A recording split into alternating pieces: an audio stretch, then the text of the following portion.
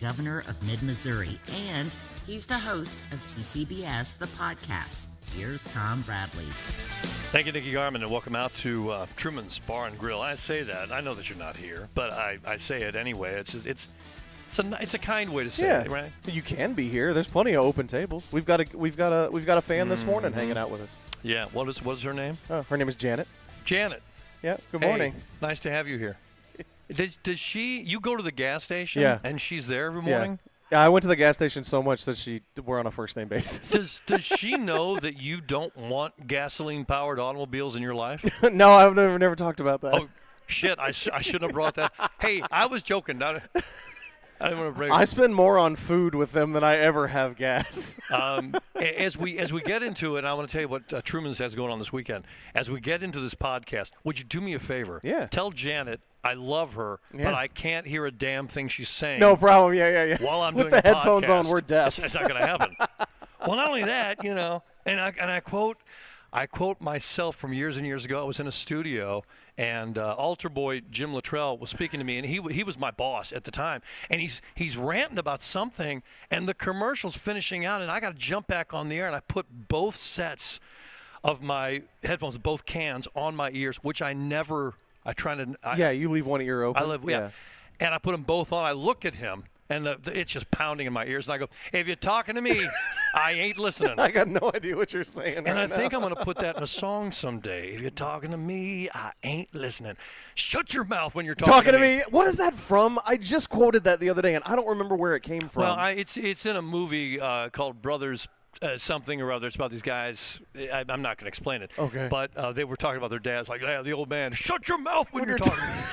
I just said that the other day. I think it's probably older than my great-grandfather is my guess. Truman's Bar and Grill, they've got live music this weekend, and obviously you can follow musicbeagle.com to find out about the shows across the area. And if you have a venue or you are part of a band, little garage band, you're out there playing some jams throughout the week, you can become a subscriber and post so everyone knows where and when you are playing.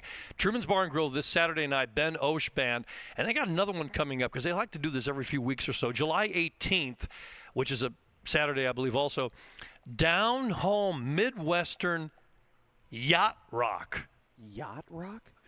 Is that rich people on boats?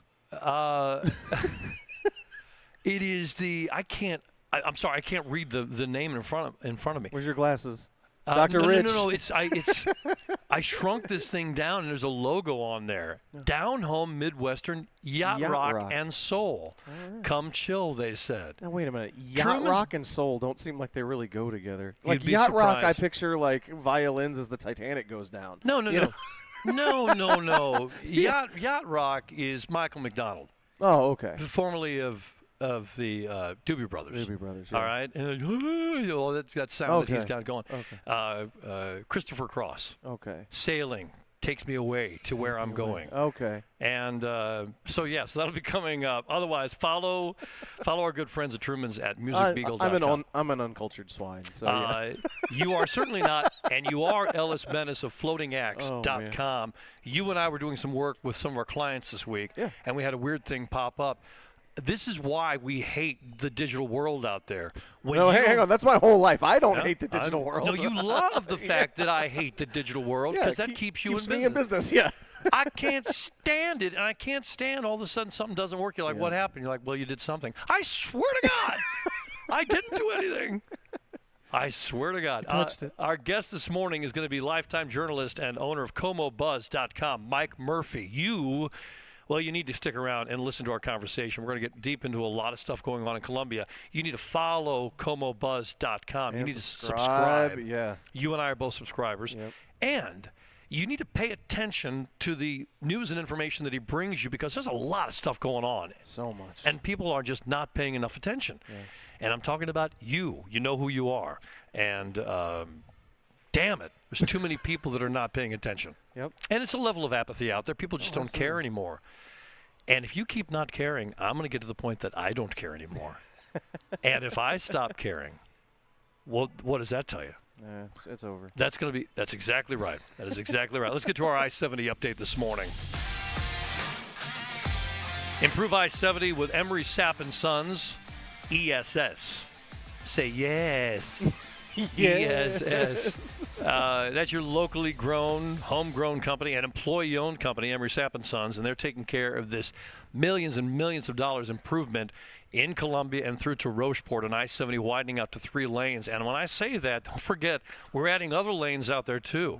And one of the areas when we're crossing Pershing Creek, it'll be a total of 10 lanes. Good grief. I know. That gives us the 6 on I-70. Right. And it gives us 2 lanes on each side, north and south of I-70, on outer roads that do not exist going over a bridge right now. Wow. Okay. Those will be through outer roads. And this is the kind of, God, there's always great news. I know I can get down about stuff, but there's always great news going on. Yeah. Maybe we should start a good news segment. I like that, actually. Do you really? Well, because should we introduce it like that? Now it's time for the good news segment. I wouldn't do that. Okay. But I'd be like, let's pep people up a little bit. There's so much discouragement. Did he? I understand when we had our Emery Sapp & Sons guy on that he said, because I just saw, if you saw, the whole Providence Bridge is gone. But have you driven through there to see that the on and off ramp are completely gone too? Like they dug up all the dirt where you would get off if you're westbound on 70 for Providence. I thought, did he say that? Hold on a second. When you say all, that's 4 ramps you're talking about. Right, and I'm talking about westbound. I think. First of all, I didn't look at those. I was checking out some other stuff going on, and I was looking at my speedometer, and I went through there at 49 miles an hour. That's safe, yeah. I'd so just stay on that all the time. What are you doing, Grandpa? I am a grandfather. Shut your ass. I'm trying not to die driving through. Well, it looks, and I'll tell you, this is serious now. I don't want to promote road rage. But you don't want to piss off a grandpa. We've only got a few years left. And I'll be happy. There's nothing more dangerous than a man that has nothing to lose. Right. That's it exactly. And I will knock some years off of you. And it's like, I'll kill you, Grandpa. I'm like, of course you will. I'm not questioning. And then you'll go spend your fewer remaining days in prison. Anyway. 3 hots and a cot, not too bad. They said that one of those ramps, or more than one, was going to have to get repaired also and or replaced. So are you saying all 4? No, so if you're westbound on 70, the off-ramp that you would take from westbound, and the one that's it connects down to Rangeline, they took all of that out. And I thought, do you remember last week he talked about, or not last week, 2 weeks ago. And this is Chip Jones. Chip Jones VP was talking about, I operations. think they're, like, you won't be able to get onto the highway from Rangeline anymore, I think, because he said something about, like, access road. Do you remember that? He used, like, some acronym, and we didn't know what it was. Well, so, I didn't know if they'd said anything more. Have you seen any articles about that? I'm going to follow up on this thing, because I didn't mean to get into that right now. Oh, sorry. No, that's all right. Yeah. I just, look, it piqued my interest. I do get to hang out with those guys. Yeah. I don't know half of what they're talking about. You get to push buttons. I'm still jealous. I get to do that. Blow stuff up. I get to do that as well.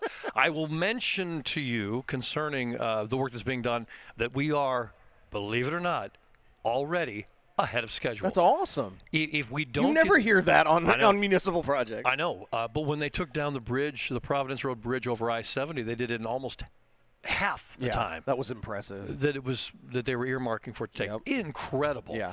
So keep up the great work. As we're really, the most important thing for you is to stay aware and to slow the hell down. Absolutely. I do want to mention that the O&J overpass, that was closed earlier this week. So follow Emery Sapp & Sons on social media, and also follow MoDOT, the Central District Office.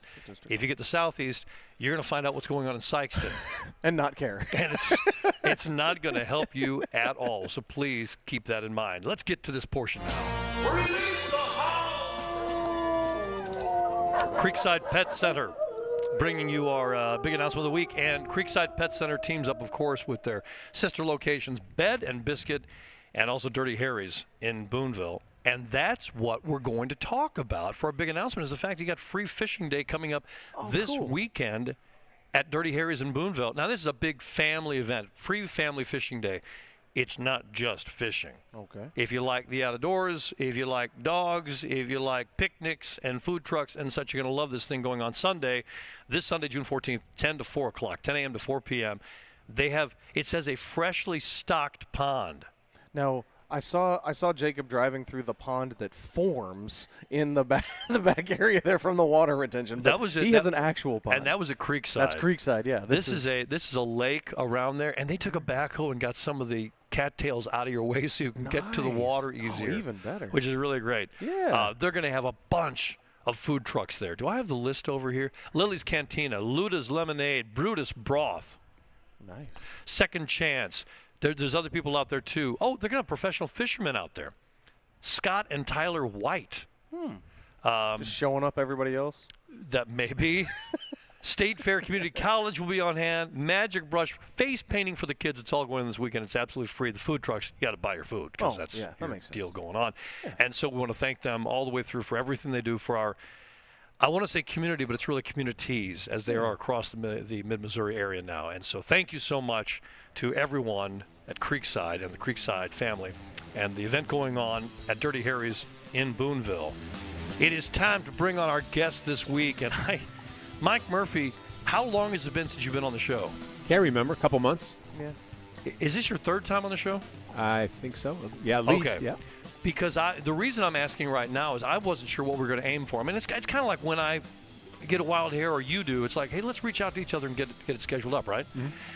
And I started thinking to myself, we're going to be talking about a number of things this morning, and I know we're going to talk a lot about the 1% sales tax, named the safety tax, that we'll be voting on in August. And I thought, with today's date hitting mid-June just about, I don't think we'll have you back on till after that vote. So that's going to give us a little bit of establishment of understanding what we're talking about then now. Okay. Mm-hmm. If that it makes any sense to you. Sure. It's getting here faster than I was planning on all the way through. And I won't even be able to vote on this, right? Since I'm in Callaway County and Fulton area, literally I won't even have a vote for this, right? Because it's exactly just City of Columbia and Boone County. So we'll get into it and we'll talk about that. One of the things that you have at comobuzz.com, Mike, is an opinion piece out there running, and that's a 5-part series. Is that all? Are you listing the entire 5-part series as an opinion piece? No. The fifth installment of that series is an opinion piece. The wrap up of it is an opinion piece. What was I read this. More gaslighting. Cities talk of public of public engagement is from alternate reality. That's an opinion piece. That's a second opinion piece that came after that sparked up from the city manager's State of the City address which was back in May. Yeah. And your comments about that includes talking about, you mentioned the mayor in here. During her election campaign last year, she leaned on the careful language of timing. The city was not proposing a tax increase right now, she said. Yeah. They've been behind the scenes working on this for a few years, though. Yeah. So that's what that last opinion piece, the audacity of the city manager, to me, to stand up and brag about and talk about how the city is so proud of their engagement with citizens and how they're going to make sure what a high priority is to engage with citizens when they just get done rolling out this 1 cent sales tax increase that they basically tried to hide for 2 years or denied or refused to talk about. It absolutely did nothing to not only not engage citizens, but to purposely not engage citizens. It just struck me as so disingenuous and so much just baloney. Well, never heard that about a politician.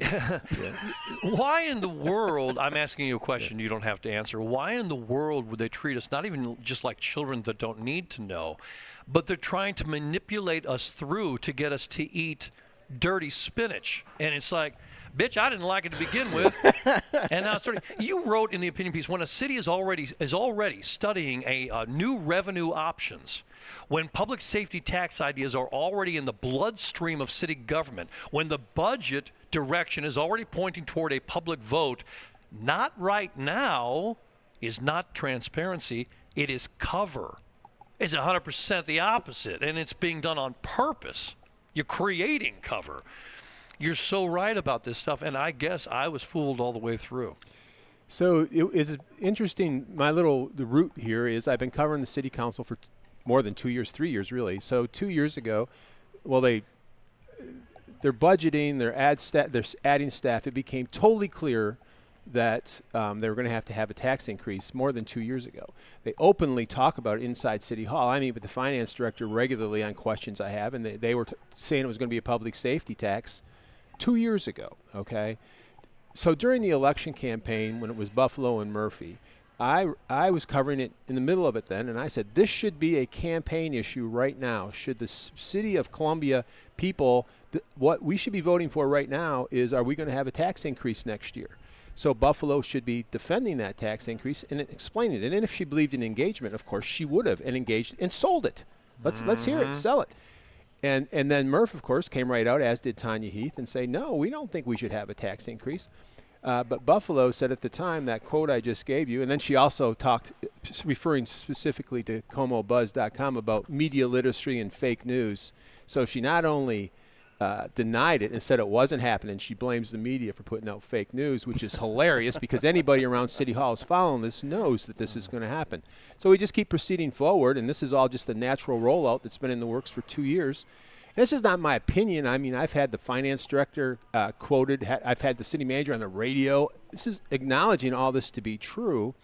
So now it's just coming to citizens, and citizens are waking up because now it's on a ballot. But this has been a 2-year rollout if you're watching it close. And calling it a safety tax, saying we need the help. And they say safety, it includes fire. And I don't want to put that down as a small thing. That's a huge thing, and we always have to stay. But we've done a fairly decent job of everything else that I can put down about the city. We've done a fairly decent job of outfitting the Columbia Fire Department with personnel, with equipment, and with fire stations. And we try to stay on the front end, and we keep doing that. That has not been the case with our police department for decades. Probably we're over 20 years now, probably 25 years. We've not been taking care of staying in front of what we need with policing in the city of Columbia. So they spent the last several years, while they were planning eventually getting to some kind of a tax, telling us we don't have a rising crime issue. And that's what they were saying. Ridiculous. And my whole thing was, stop trying to quote your scripture numbers to me. Talk about what people are believing and feeling right now. And you know what? Maybe we're just tired of it. And I don't care if we had 3 less rapes last year than the year before. 67 or 157 is still too many. I'm just making up numbers right now. But to sit there and act like we're in a downward trend, stop complaining, it's like we've gotten to the point where we're fed up with it and we want something done. During that time, they were not acknowledging our belief that crime was too high and we needed to do something, until they got around to approximately this year. And it's only June. And they came out and they said, yep, we need to do something. We need a 1% sales tax for safety.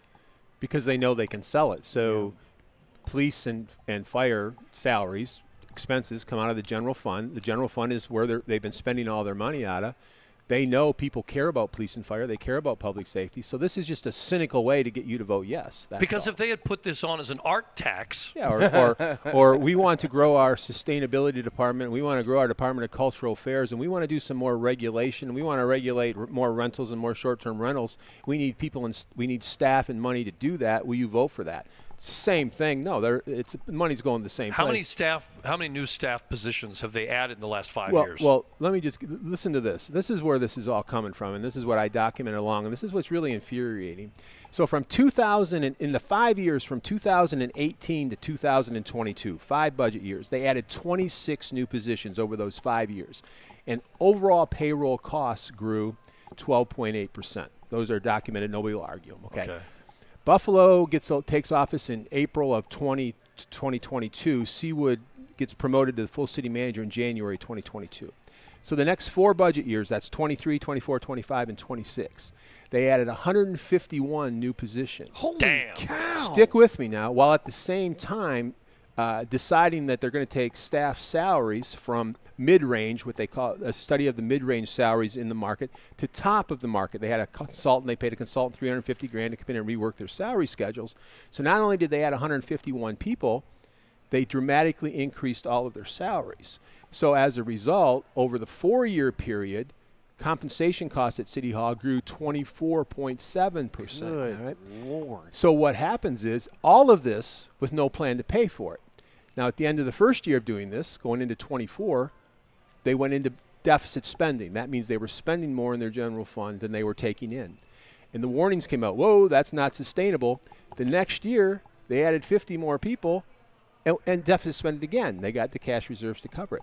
Now, this year is a 3rd straight year that they're going to finish with deficit spending, which is bringing us to this tax increase. But the point being is they walked us right into it, knowing with the city manager and the finance director saying publicly in meetings, this is not sustainable, And they brought a budget last year that did not include adding people. They added 15 more people last year and raises the city council, overriding basically the city manager and the finance director. All along, knowing full well that the only way they can fix this or survive is by getting a tax increase passed, while at the same time denying that they're planning on a tax increase. And now they're walking us into this, and if it passes in August, they will be flush with money because it's a huge increase. It breathes like $38 million a year into the general fund. And is there no sunset clause? None. No. Sorry. Yeah. No. I think I just lost a part of my body or something happened there. But let me just tell you something else that is in this series that is really important here. So, 1 cent, that hits the poor people the worst. It hits people with the least amount of means the worst part of their budget. But these salary increases went across the city operation. The general fund is only part of it. You have all the utilities. So all of those workers are getting these added staff positions and added salary increases also. So what's piling on right now is last year we had a 12% water rate increase. This year we have they're planning a 10% for next year, and water rate increases the year after that. Last year we had an electric rate increase. They're planning an electric rate increase for next year also. They'll also put in a power cost recovery mechanism that's greatly inflating electric rates. They told you roll carts was going to be cheaper than picking up trash with people, right? Yeah. Next year they have in the works a 5% increase for trash pickup, and back-to-back 10% the 2 years after that. So all the way through now the utilities. Those were being proposed. Have they been agreed to already? The ones that was this year they were agreed to. The other ones are going in this year's budget. They have not been agreed to yet, but that's what staff is recommending in this year's budget. And they'll happen because they got to pay. It's not like they can argue not to do it. They've already argued to pay the employees, the staff, these salaries, and they've also added the staff. So if the only thing that's going to stop it, well, it's not going to stop the rate increase. It's just not going to stop. No. Here's my fear is that we pass this tax, and no one in city government in Columbia will ever be stopped again. I know. I feel the same way. Throwing more money to bad government only leads to more bad government. On the same hand, I go back and forth because, yes, it needs to be stopped. We'll be back here again in 5 years because now they're truly out of control. One other thing I just want to point out to wrap up on the affordability thing. You remember the 2015 bond issue for electric infrastructure. That includes half of that didn't happen. Okay, it's never been done. Is there no recourse to that? Is there no accountability? Nothing. Yeah, you go to the polls and vote them out. That's it. Vote them out and then hope that the people you're voting in will take care of the problem. Do anything about it. Yeah. 2018, there's a $40 million bond issue for water improvements. About 1/4 of that got done for the $43 million. All of that didn't get done, Tom, is now deferred maintenance that still has to be done, that has to be paid for. And that's why I'm calling it a reckoning. All of these years of just terrible management at City Hall is lining up to be very, very expensive for the people of Columbia. It's really difficult for most to understand anything about the dollars we're dealing with. You went into full detail in one of your articles and or opinion pieces. It's hard for me to tell because I trust your opinion. So to me, it all looks factual to me. I'm going through there, and you're trying to explain the surplus that we have. Yeah. And it's hundreds of millions of dollars. Yeah. But it is nothing like what it appears to be. We're not sitting around with a bank book that we open up and we go, well, look, we're at $575 million. It doesn't work like that at all. No, I had to write that. I've been going to do it for a couple of years, and this was a good time to bring it out. We had the big thing a while back about we had a $500 million in a Swiss bank account. It caused a commotion 5 years ago or something. And people, there's a certain truth to it. And you could argue, and I respect the people who, are making this argument still that City Hall's just got all this cash because they probably could manage better to not have to have so much cash. But on the same hand, I think people lose track of the enormous size of this municipal operation. It's 1,600 people. It's a $500 million annual operation. It runs its own, it covers its own insurance. It runs an electric utility. It's got customer deposits. It pays massive amounts for electricity. I'm not offended by this cash that they have on hand. But whether I was or not, arguing it goes away from the fundamental argument that I think should be going on here, is that reoccurring expenses need to be covered by reoccurring revenues. If not, you're heading in the wrong direction. So a fundamental thing that government needs to do is match their expenses that are going to happen every year to revenue they have coming in every year. We haven't done that 3 years in a row now, and we're never going to do it again until they get either a tax increase or they go in and make cuts. That's where we should be focusing our argument, in my opinion. This cash thing over here, to me, is kind of a distraction. Yeah, it is. And since most people don't understand it, now it's just nothing but noise. Yeah. They don't get anyway. But on that revenue coming in and expenses going out, we did know that there was a sales tax that was slipping. We were bringing in less than we had been forecasting. Not to protect anybody involved with the city right now, but that is a reality we were dealing with. But the idea of putting on a full, and this is not a 10-cent sales tax increase. It's not a half. It's a full 1%. Well, and I think what's galling is you purposely made a choice. This is where voters need to pay attention, I think. You purposely chose to add 151 new positions. 151 new positions. I remember wishing they'd ask a question. Somebody asked, are every one of these 39 or something 1 year necessary? The city manager says, oh, they're absolutely critical. And I wanted somebody to say, is this new full-time position in a community sustainability resilience organizer? Is that do we really need that one? And can we start there? But city council doesn't deal with staff that way. You know, and the other thing that people get caught up with dollars are little tiny amounts. And people, well, little tiny adds up. I understand that. I certainly get that. But you guys buying a bag of Cheetos this week for your household, one bag for the year, and you buy it this week, is not the reason that you're swimming in money or you're drowning in debt. One bag of Cheetos ain't doing it. But it annoys the living hell out of us, the constituents, when we watch us spending over $10,000 a year simply to belong to the U.S. Association of Mayors. Yeah. And then on top of that, we send Mayor Buffalo, I guess it's twice a year now, to go to their conferences. Now, when you travel on the city's budget, that's probably a $5,000 trip because it's everything. And it's probably, I don't know, it's in D.C., I think was the winter meetings. So you're in D.C. at one of the nicest hotels. What do you think that's running a night? Yeah. $500 a night, you're there for 4 nights. It's a $5,000 trip. So that's twice a year. It's $20,000 a year.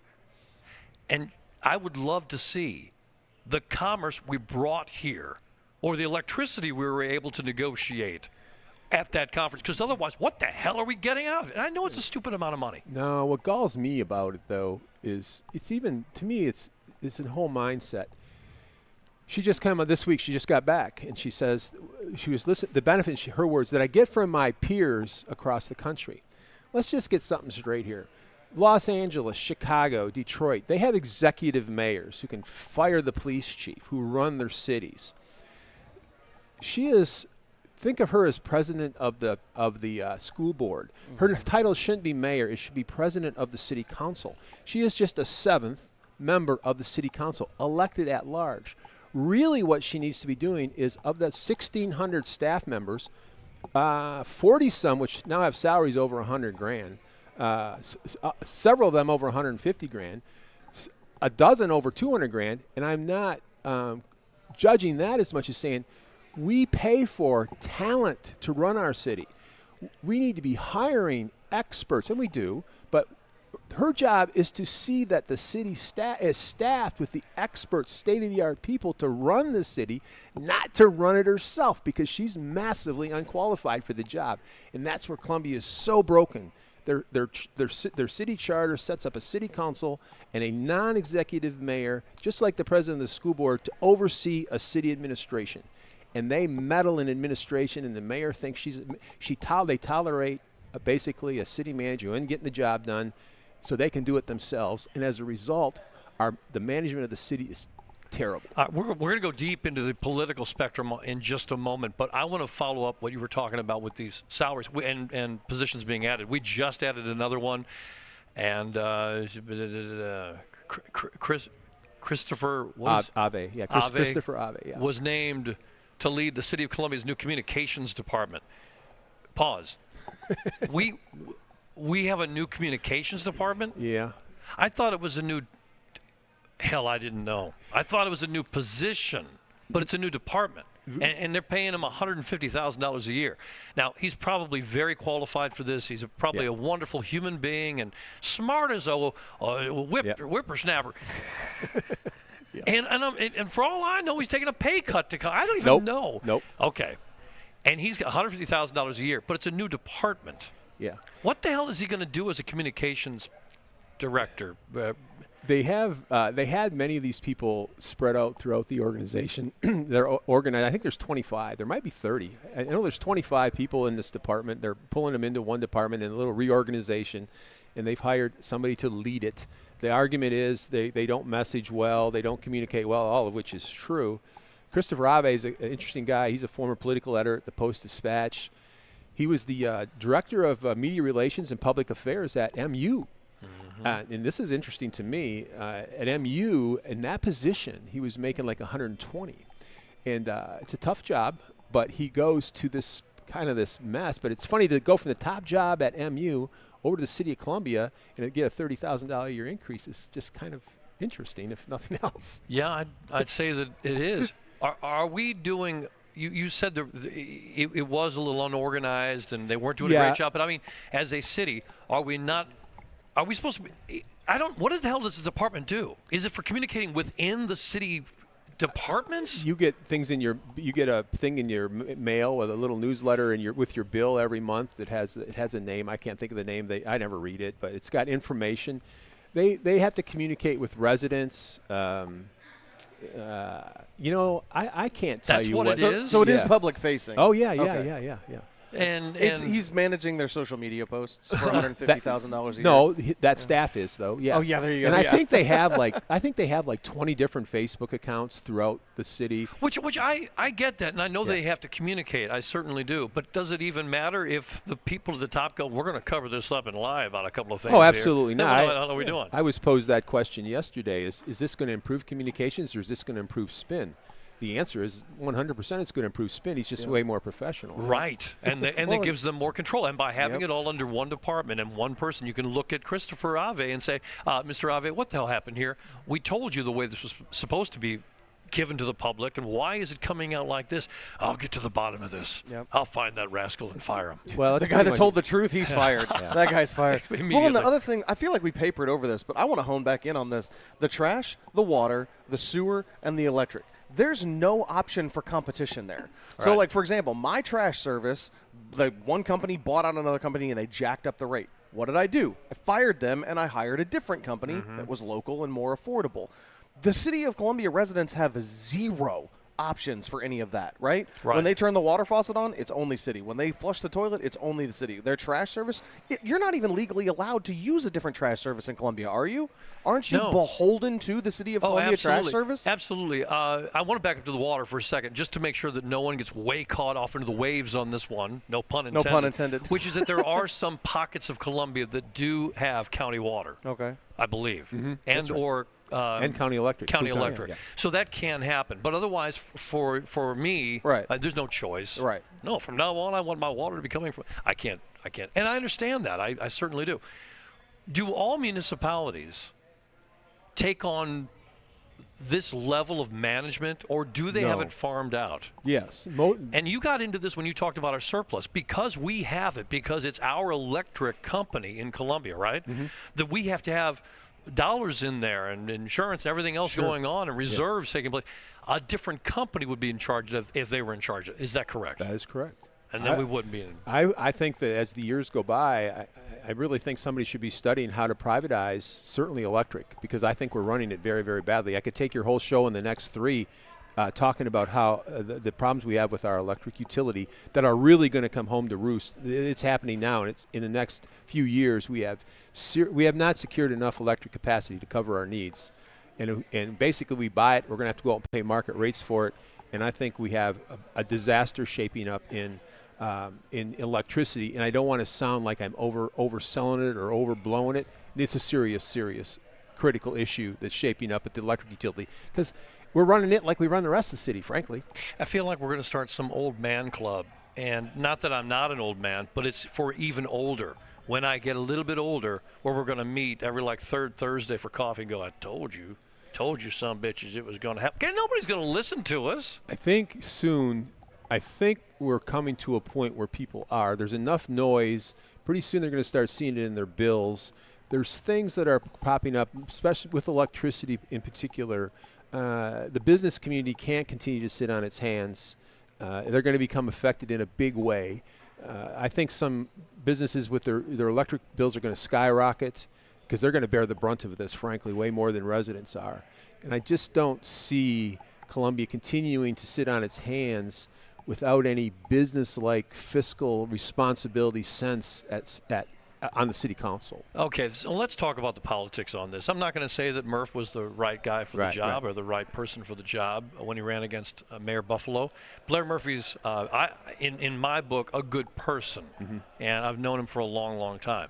And that's fine if he's not the right person now. One of the things that happened when he was running against Mayor Buffalo, a lot of people like Barbara Buffalo. They like her persona. They like who she is. They know that she cares about things that they care about, and they feel like they are one. And if all things were explained and out in the open, they would vote blue. They're Democrats. They lean to the left. This is who they are. And it's the majority of people in Columbia are at the very least moderate Democrats, if not extreme socialists. So that's the majority fall from the middle of the line all the way to the left. Those who fall anywhere slightly to the right can be teamed up with folks in their minds and in propaganda with the president, the current president of the United States. So if you're Blair Murphy and you're running for mayor, well, he's a Trump supporter. He's a Trumpite over here. He's part of the MAGA movement. It's like, and it goes right over there. It's like, wait, is that what? I thought Blair was Blair Murphy. I thought he was a Columbia guy, born and bred here, and came up through the ranks working hard, family, kids, went through Columbia Public Schools. He's a business owner. It's everything we were talking about, and he's real concerned about the community. And you immediately associate him with MAGA and Trump. And it's like, I don't know if he voted for Trump. I don't really care. But let's go ahead. And let's turn the light on and see what we have here. Most people, given the chance today, would vote again for Barbara Buffalo as opposed to someone who's moderate and strong to the right on fiscal conservatism. Well, and they would vote again. They would go again for Barbara Buffalo, and I know that to be the case. And that's why our Boone County Sheriff had to, I would never classify him as a Democrat. But that's the only way he could run, because he would have never gotten elected if he put an R in front of his name. That's Even exactly though right. He felt very conservative. He was a very conservative guy from my leanings of him. But if you put that R, it's a death sentence in this area. I think if you found someone who was extreme to the right, it would never work for Columbia. I don't mean that they couldn't get elected. I know they couldn't. I'm saying that if they somehow magically existed in City Hall, it wouldn't work for Columbia. I get that.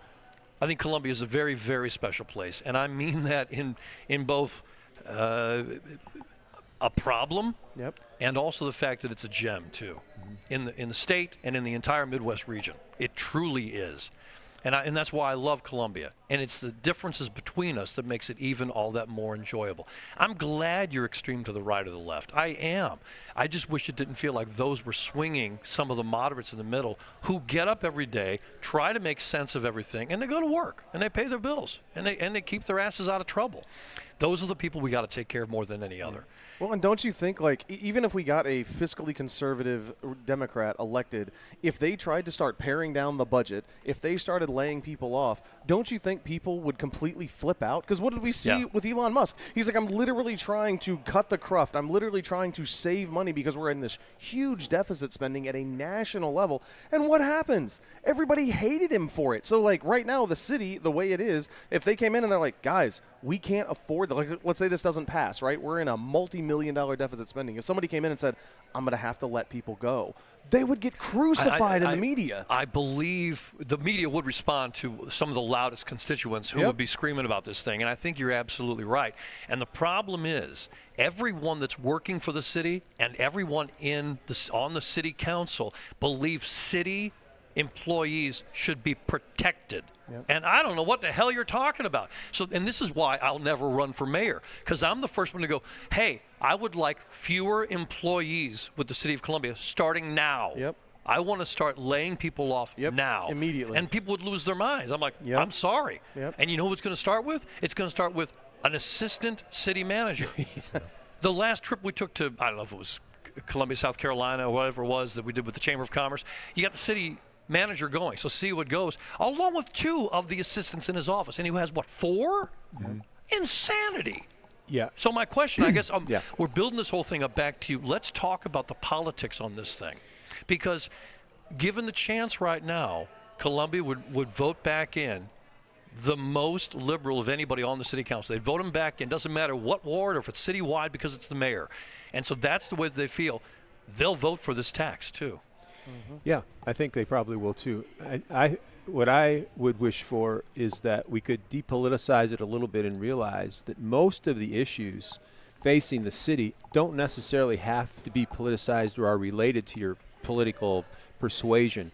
I could live with a Democrat socialist whose politics is that if they would do the work to study the city, if they had some fiscal ability, some fiscal aptitude, some understanding of we can't spend more than we have to live within our means, and the ability to ask questions of staff to hold them somewhat accountable and to pry information out of them or to demand information from which they could help make policy decisions.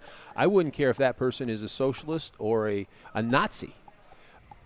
Their politics wouldn't matter to me if they could just ask intelligent questions and sort through the information and recognize that they need a CEO. What they really are is they're board members whose number one job is to have the right CEO in place and a CEO to run this place. Let me give you an example. That's it exactly. That's what the city council is, and that's what the city manager is. It's a board of directors, and it is their CEO. So, yesterday or this week, Seawood's quoted in the paper saying, it's brutal. He's saying a good manager, nobody should see him, or he should be in the background. Okay, the same setup is over at the University of Missouri. Anybody telling Moon Choi he should be in the background?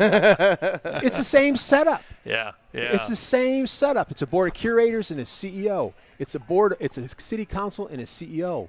But the city council here doesn't get it. And a lot of that goes to the citizens.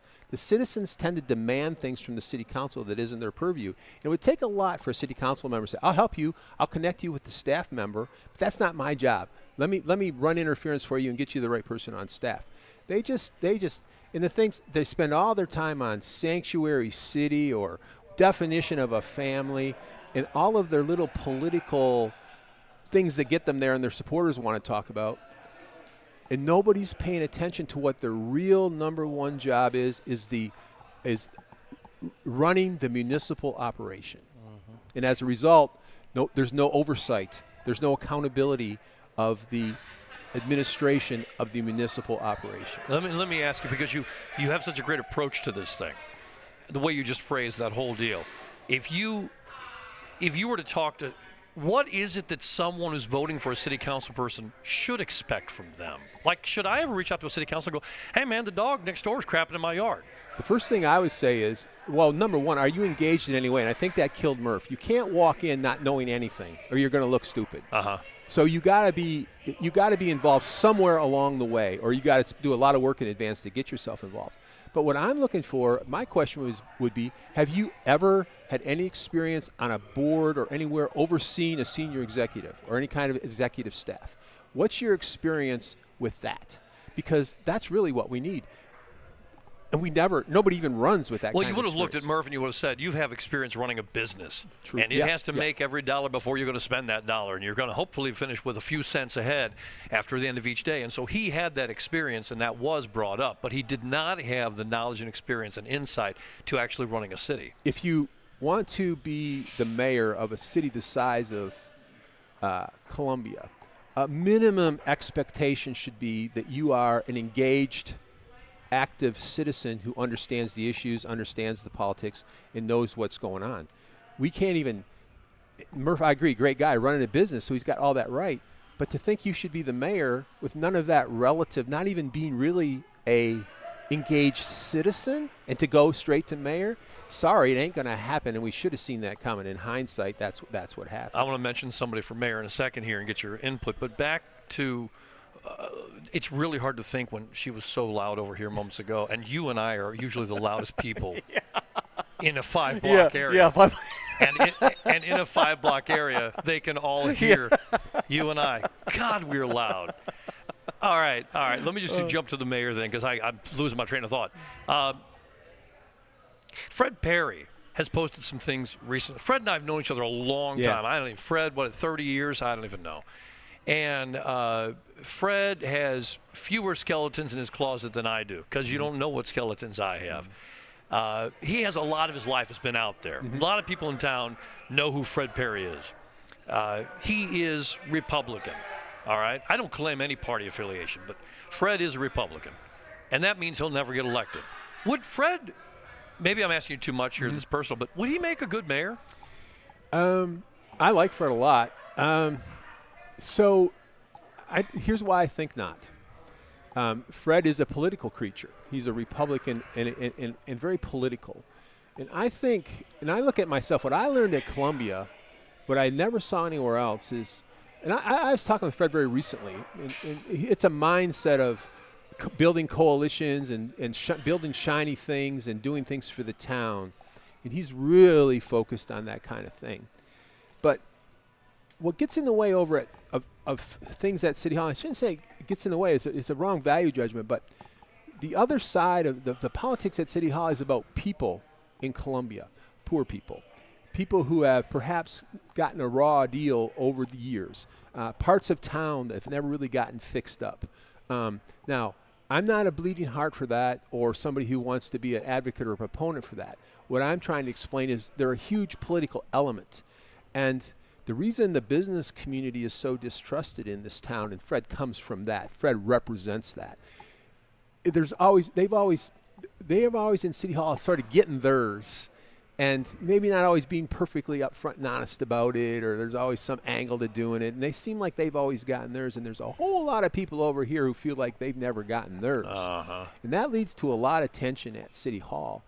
And the right person is going to recognize that and try to work with it to bring people together and get things done. Let me put it this way.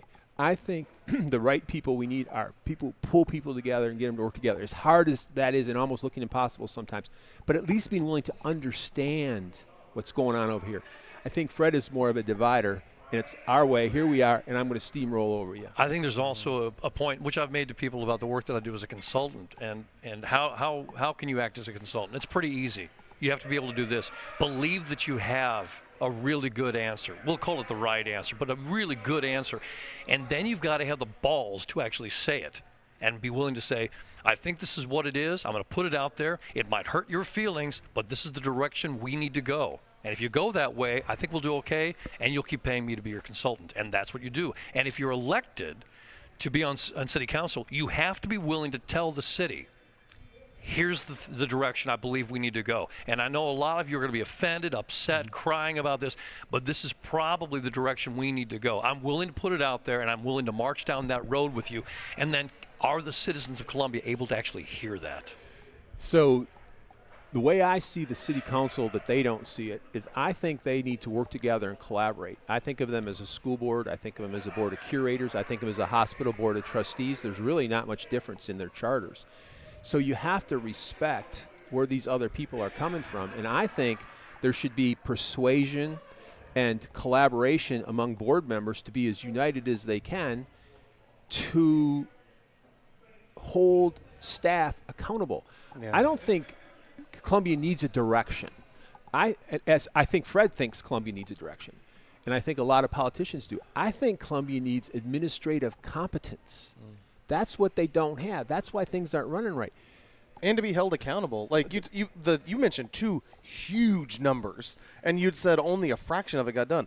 How would Emery Sapp & Sons? How would that go for them if they're like, you guys gave us $100 million, and you know what? We built 25% of that highway. They would get crucified and sued, but our local government can do it every single time. And it's important to point this out because this has zero to do with Emery Sapp & Sons and everything to do with what I've done in watching agencies at the state level. And MoDOT has a really great, they operate a little bit like a business. And they put their partners on the line. You're going to do it. It's going to be up to this. Your ass is going to be on that thing for the next 20 years. And you're going to get it done in time. And every day, every single day you're late, you start losing pay from us. And those debits are huge. Yep. The level of incompetence at City Hall is lost upon most people. And that's why I think you got to get politics out of it, and it's got to be about administration. Let me give you my favorite example right now. In 10 years, Columbia can't get a $3 million water tower built in southwest Columbia. In 10 years, MU is going to build a $1 billion nuclear reactor in southwest Columbia. Wow. That's unbelievable. Is that going to be usable to the public? Is that reactor actually going to benefit the I'm city sorry, of you're Columbia not going to residents? get keys to it. Is Not that what me. you're saying? No, I just meant, is it going to help with the power problem? No, it's not for power. No. They're making radioactive isotopes for treating cancer. Yeah. They're a world leader in that. They're already doing it, and they're going to double their capacity to do it. So we referred to the reactor here as a research reactor, and it has been, but the research is no longer needed. Now I'm sorry, I'm sure that it is, but we need now to manufacture more of one of the things that we learned in there. And that's a glorious comparison, yes. It's bizarre, but think about that. In 10 years, the city of Columbia is right now, as we speak, about to implement, they had a meeting last night for the public, irrigation restrictions. You can't water your lawn when you want to coming up, all right? Even though we have an abundance of water, the reason is because we can't get a water tower built in our biggest development area here in southwest Columbia. Yeah, and by the way, are we just trying to find everybody across the city to all have to have the same sort of an operation? Because I don't know that this has anything to do with my neighborhood's water supply at all. Thornbrook, if you're up high in the hill in Thornbrook, you have poor water pressure. Your shower might not run at a busy time in the morning. Yeah. Whoa. And then you got to go to work smelling like that. So ain't nobody need that in their life. So they need a water tower. They need water pressure, and the city's not been able to locate a place to put it in 10 years. That was part of that 2018, $43 million included this water tower. That's one of the things that just didn't get done. Well, and I don't know. I mean, it's now land's getting sparse. Yeah. But in the beginning, they weren't even working on it. Well, you should They could have gone in and they could have got. They could be right next to that school that they asked about because they could have already bought a piece of that land. Well, I can't name all of those subdivisions out there by Thornbrook. I should be able to rattle them all up. But before you approved every one of those developments, maybe you should have thought we need to stick a water tower in here somewhere so everybody would know where it is, and then we have this done. So the mindset of a mayor, let's go back to this. You talked about someone that even if they believe in all these other things that could be political or they could be social issues, a lot of it leans on social issues, I think, in Columbia, because we want to know that we are free spirits, and we want to know that we're accepting everyone for the true colors of their soul. You know, all these different things, right? Feel arts, recreation. We love dogs. These are all these beautiful things. When you talked about someone fiscal, who can put someone's job on the chopping block if necessary, they said we're going to need to. The more you describe that fiscal responsibility, my friends who lean far to the right would say you're never going to find that in someone that's always voting solid blue. They don't have that. Is that true, do you think? That's kind of the catch. Yeah. What I would be looking for is just somebody who is even capable of understanding a basic minor understanding of the numbers that they bring forward. Right now on our Columbia City Council, there's nobody who understands the city budget. They don't even have they could not explain to you what's going on. Do you think Barbara Buffalo could? Because no, hell no. Yeah, I was reading through some of your parts. Not just no, hell no. Hell no. I don't think she cares, frankly. That may be. That's hard to say because I know if I say you may be right, she doesn't care. Someone's going to go, they say Barbara Buffalo doesn't care. She's one of those caring people I know. Doesn't care about the budget. I know, but they're going to say she cares about the human beings, Tom, and maybe you should start. Right. I'd even argue and that. Stop looking at the dollar numbers. I'd even argue that at this point, but that's. But I certainly get the fact that she is loved by a lot of people out there, and I hope you lean far to the left and you're actually still listening to this conversation because what we're talking about is our future here. It's about your kids. It's about your family's ability to live, grow, and prosper in Columbia. It's about the people who've been talking about and are leaving the city limits, and they've been doing it, and you're an example of 100%. Yeah, I had a bullet come through the front door of my house after shootings every 2 weeks in my neighborhood for 9 years. And so you wanted to get your family out of what appeared to be a crime zone. Not just yes, hell yes. Back to that hell yes. So, and it really is, and I look at The reason I was supporting the idea, and it's past tense, and I always reserve the right to change my damn mind. And I have changed it. The reason I was supporting it is because I said, you guys, look at the Disneyland we can create. You should not expect violent crime in town. Yes, there's always going to be some around the world, but that doesn't mean you accept it. You're almost welcoming it in. And I'm like, we could get ourselves to the point that we do have more officers, that we've got better communications equipment for them, that we have fantastic vehicles, and they're all over the place, and we see people responding by behaving them damned asses. Well, ask yourself this question, and this is about and ask Barbara Buffalo this question, or anybody, and say, why don't we have a state-of-the-art police department? Why don't we have in Columbia, Missouri, a fully staffed, fully resourced, state-of-the-art police department? Why in the world not? Why wouldn't we? That's a great question. I don't know. Because they don't prioritize it. Because until this last election, which really it was the police officers, Blair Murphy came from the police officers basically, and police officers are openly hostile to Buffalo. Okay, because they don't believe she supports policing, because they weren't in those 151 positions they added in 4 years, 4 years, yeah. Like 8 police officers, they don't support policing. See, no matter what they said 4 years ago or what they say now, it doesn't change what you just said, which are the facts on the table. That I don't care what they said. They've earmarked, they've planned, they've got the numbers, everything. In the last 4 years, 150 positions were added to the city, not positions filled. Positions added. Right. 4 of the 150 were police. That does not sound like a priority there at all. It's obviously they don't prioritize them. They haven't. Now they just did a community survey.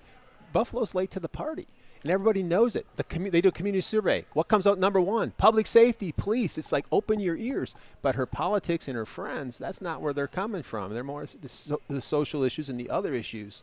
And there's legitimate things to discuss. We're worried that someone who doesn't really get along with DEI is going to wind up being on the city council. And it's like, well, now we're all going to hell in a handbag on this thing. It's like, man, we've got so many things to worry about besides that. We spend a lot of time on these side issues that are the social issues of the day, so we can find out where everybody's coming from and where our city's going to be coming from on it, to satisfy largely our lefty friends who want this stuff out there. And all I'm saying is, I don't even care. I don't care if we have a DEI ordinance. I think the pedestrian ordinance is a waste of time and argument and a lot of good time wasted on it. The median ordinance? Yeah. Okay. Nothing's going to become of it, in my view. But all of these things that we spend time on, I don't even care. They don't offend me. Have at it. But nobody's looking over the general administration of the municipal operation. I keep saying the same thing. The competence of running a business. That's what City Hall is. It's a business to run. Now, business and politics are different. Business and government are different. Acknowledged. I don't want to say it needs to be run like a business. But it does have to be run fiscally responsibly. And we are not doing that. And nobody is making that a priority and holding staff accountable for that. And that should be their number 1 job. Yeah. Number 1. Everything else after that. One more question about the city council and the mayor.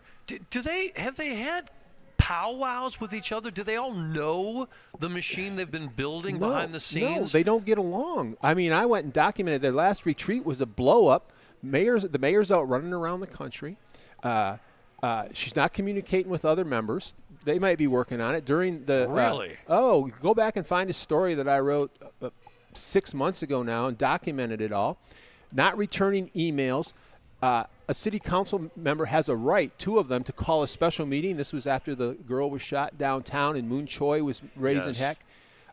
Buffalo went off on her own, representing the city council. She has no authority to do that. She has no authority at all to do that. Froze out her other council members. They called her out on it. They called to have a meeting. They didn't get their meeting. They should have sued to get a meeting.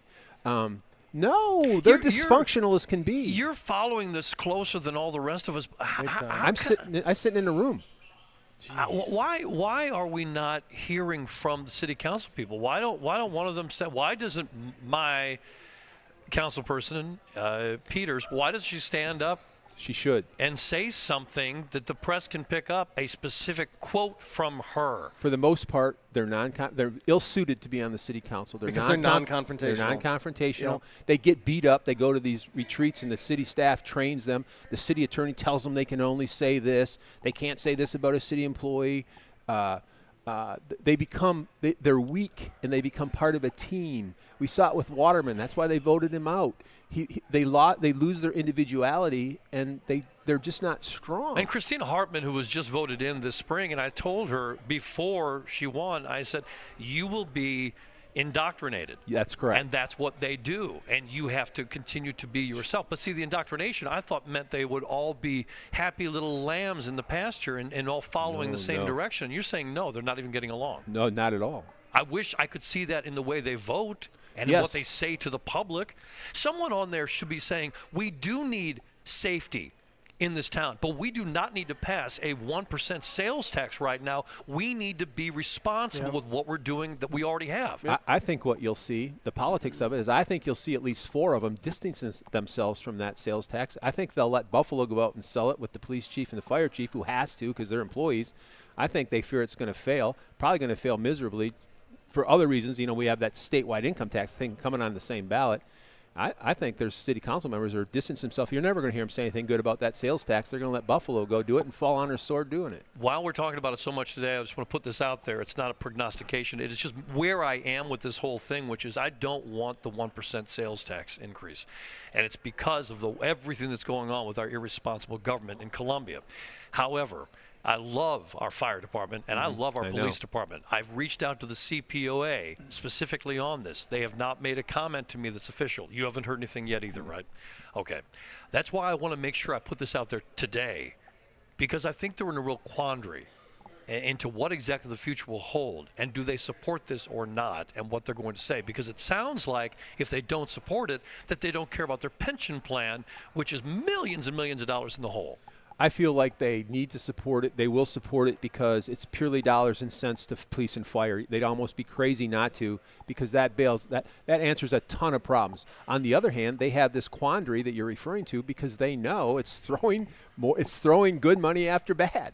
And it means we can't trust them on other issues in the future. And I'm sorry, that's just the way that it'll go. Because if a dollar's attached to it, we cannot trust them. You're just giving them more money to continue spending. Yeah. And do you have any idea? Because you had mentioned that this is the general fund. Is there any way they could misappropriate these funds and say it's going to police and fire, but then all of a sudden there's 150 new DEI hires? It's a shell game. The new tax money will always go to police and fire, but it frees up a bunch of other money for them to do whatever they want. Okay. Okay. Important distinction there. Mike Murphy, ComoBuzz.com. I thought we were going to talk about a few other things. We just couldn't. Yeah, there's a lot out there. We couldn't. And I'm sorry that it won't be, but it will not be until after that election in August. So we'll get back together with it. But, God, it's great talking to you. Yeah. I really enjoy it. And thank you for understanding the numbers and the machine so well behind the scenes. And I understand it to the point that I can read anything you write. And I've got it. I'm with you. I probably can't articulate it as well as you can. But the majority of the public, they glaze over. We got to get them re-engaged somehow. Yeah. Thanks for doing what you're doing, too. Yeah, I mean, it's so important that, like you said, we have to have these investigative journalists. We have to have you. Otherwise, none of this information gets known. Thanks, Mike. Thanks. Man, I hope other people are feeling the passion. Yeah. You don't have to agree with everything that any of us are saying, but are you passionate about your community? Yeah. Do you want to be involved? Do you want to see things go well? Yeah. You know, I took Daisy Jane to the Twin Lakes Dog Park yesterday, and they've redone the whole parking lot and everything there, and it really looks great. I'm not sure that I understand why we still have the old Pirate Cove water park sitting there. Yeah, it's junk, right? Yeah, it's funny because you walk along, it's all decrepit and falling apart, and just looks like absolute like a pirate shit. ship. It's on brand. and on you see this old, faded, rusty sign hanging on the chain link fence. And it said, no admittance without lifeguards on duty. Yeah. Like, what are you talking about? It looks like something very bad happened there years ago. It's like, oh, yes, the children of 1975. We never found them again. So I don't know why. But the parking lot's nice, you know, and people in Columbia love dogs. And I ran into people out there yesterday. Delicious. Just thank you very much. I love parts of Columbia, and I don't go to the Gay Pride Parade, but I'm glad it exists. You know, I'm very happy it exists. And when Buffalo goes down to, what is it, the Columns and Arches or whatever the name of that bar is, and I did some consulting with one of the guys that first owned that place, and he was queer as $3 bill. And he was a wonderful guy, and we did some great work together, and I'm glad it exists. I don't go to gay bars, but if you're gay and you want to invite me, maybe I'll come have a beer with you. But I'm not homophobic. I'm glad that we have so many different worlds of people here. One of Deb's clients, she was talking to a possible client yesterday who is from Asia, and I don't know how long he's been in the United States, but the English is very broken, and she's here training with the vet clinic, and I love those pieces of Columbia. Sure. It's very different than and when I talk about Columbia being a gem in the middle of the state, it really is. You're not going to find people like that in Webb City, Missouri. Right. It's just not going to happen. We have it at our church too. I mean, we have Nigerian families, we have Asian families, we have people from all over the world that wind up, and I'm always like, how did you wind up in Columbia? But it's the University of Missouri, pulls people in from everywhere, and it's so much fun to meet all these different people. I'll tell you, yesterday at 1 Million Cups, we had Scott Christensen from over at the university, a professor. He brought in a contingency with him of people that are, I think, mostly journalists, and they're learning and understanding America more, and they are I don't know that he used the word refugees, but they had to leave their home countries. Oh, wow. And they are now exiled, and they're here in the United States. And one by one, they introduced themselves, and it was from all over. The first young lady was Russia, and then it went to, I can't even name them all. It was a country in Africa, and it went Vietnam. I don't know if there was a North Korea. It was blowing my mind. Yeah. And in little bitty Columbia, which isn't so little bitty anymore, if we're being honest. And and I love all these pieces of it that go on. Don't worry, I'm still American enough that I saw a video of a guy that got a new Weber grill, and it was painted red, white, and blue, and I'm like, damn, I really want that for the 4th of July. Looking good. I want a Budweiser beer, and I want that grill, and I want bratwurst cooking on that, or pork steaks. Oh yeah. Pork. There's nothing more American. What time should I be over? You got to get me the grill first. You got to get me the grill.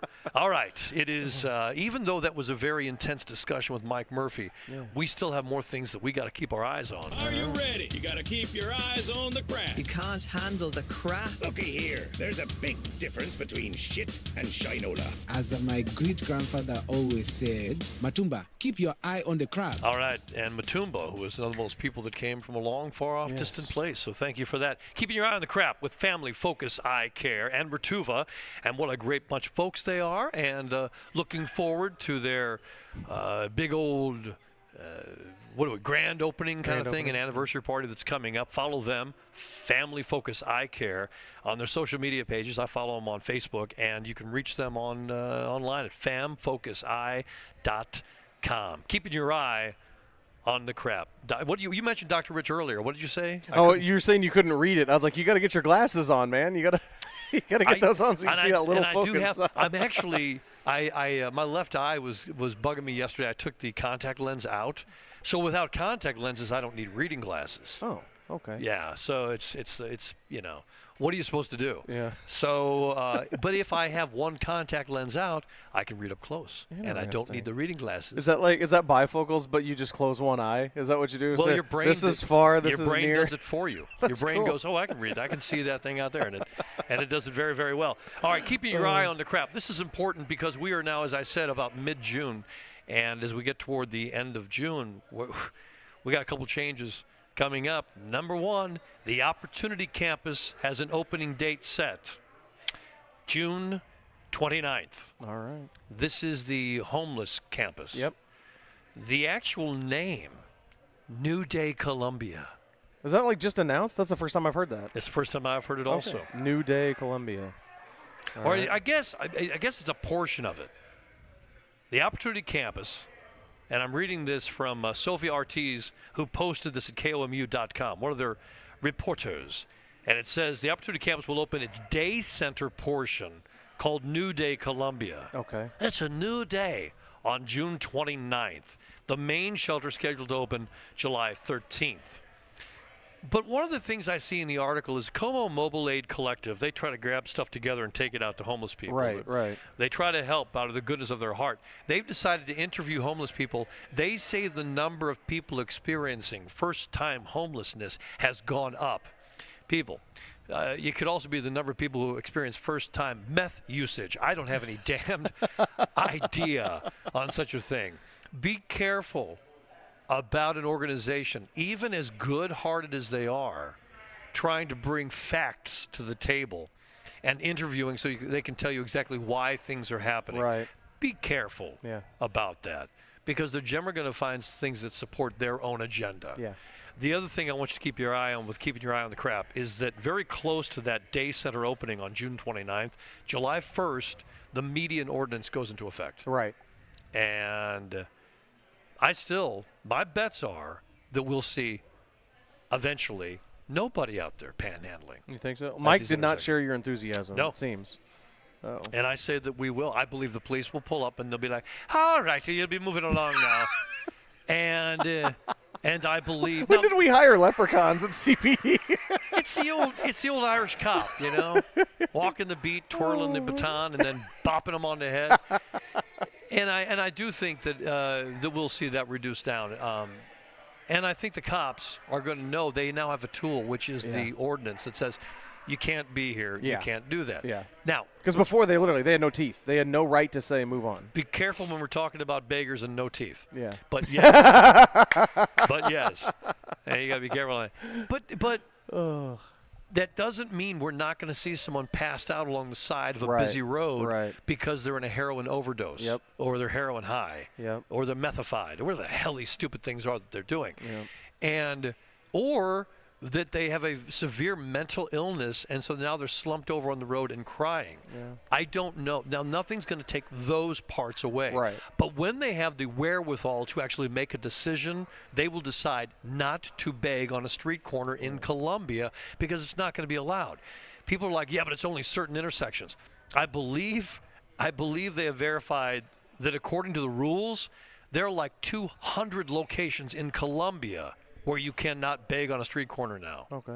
And remember, the begging that's taking place is because you're working the street corner, you're loitering into the intersection, and that's the problem that's going on. So I do think we're going to see a tremendous reduction. And when that happens, you may start seeing some homeless will go, let's go somewhere else. Yeah. And they'll it's go not on it's not the Mecca anymore that it was before. But I don't know, with the Opportunity Campus, we don't know.